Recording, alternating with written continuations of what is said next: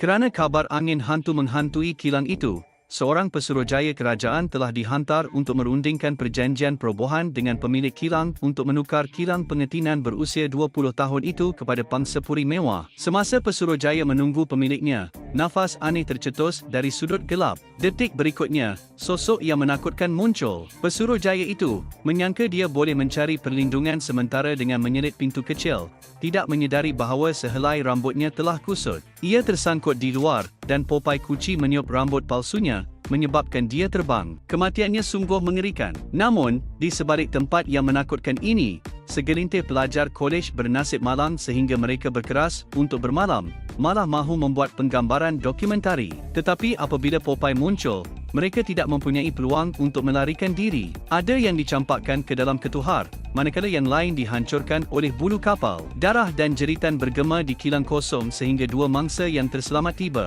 Mereka tiba di sebuah gudang yang dipenuhi dengan bayam dalam tin dan menemui kebenaran. 20 tahun yang lalu, isteri Popeye mendapati bayam itu tercemar dan akan melaporkannya, tetapi dia telah hilang. Dia menunggu siang dan malam di kilang, menunggu kepulangannya. Dia bertahan dengan bayam yang rosak, dan perlahan-lahan, tubuhnya mula berubah. Kedua-dua mereka merancang untuk melarikan diri dengan bukti ini, tetapi Popeye telah menunggu mereka. Baru sahaja dia hendak membunuhnya, gadis itu berkata, "Lepaskan budak itu." Popeye sebenarnya berhenti. Ternyata dia adalah anak perempuan Popeye. Akhirnya, mereka melarikan diri dari kilang mimpi ngeri ini. Popeye, yang duduk di ambang tingkap, hanya memerhatikan mereka pergi dengan senyap, menunggu mereka membawa pulang berita tentang isterinya.